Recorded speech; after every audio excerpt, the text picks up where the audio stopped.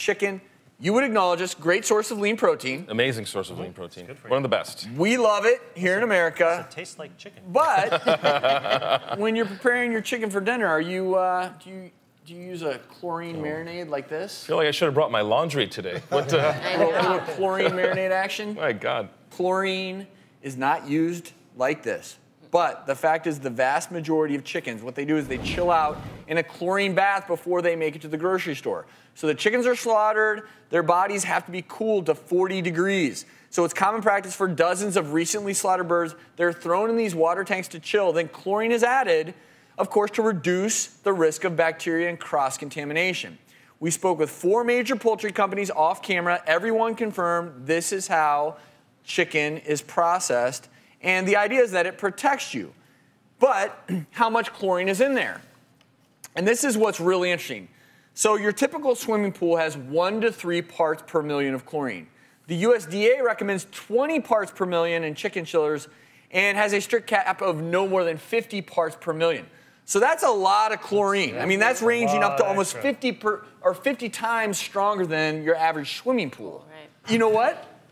I have to get this off stage. Doesn't smell good, does it? It just, this stuff. It's killing my appetite. It's tough for your lungs. But I do want to focus on what is the purpose of the chlorine.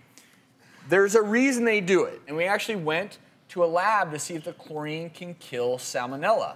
So we set up 2 tanks, one with the industry standard of 20 parts per million chlorine. The other tank had the maximum allowed, 50 parts per million.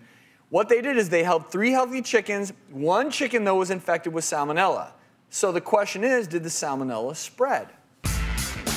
What we're doing today is to see if the chlorine level that's typically used in a commercial process will be effective in eliminating the salmonella from a known infected bird. We're now going to take the culture of salmonella that we grew overnight and inoculate it on the surface of the bird. We're about ready to add the birds that were purchased into the tanks with the ice and the chlorine water. And then we will follow that by adding the inoculated birds that we swabbed with salmonella. It's been 1 hour. We're going to take the birds out. We will analyze the water that the birds have been in for the presence of salmonella. We want to thank the California Microbiological Lab for helping with these tests. So we use 3 different methods. So these are the good old-fashioned agar plates where you streak to see if there's salmonella, and of course, both of these you see there, colonies of salmonella.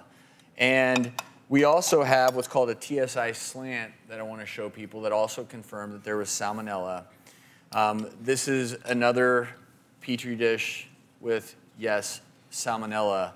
The 50 parts per million, though, did actually stave off the salmonella. But it only partially worked because if you think about other bacteria, we found that bacteria was transferred to the water in both tanks, regardless of whether it was the 20 parts per million or 50. So this is how much this is random bacteria from a random smear. This is from the 20 parts per million tank, and this is from the 50 parts per million. You can see there are fewer bacteria here, but there's still bacteria. Yeah, and each tiny dot's 100 microorganisms.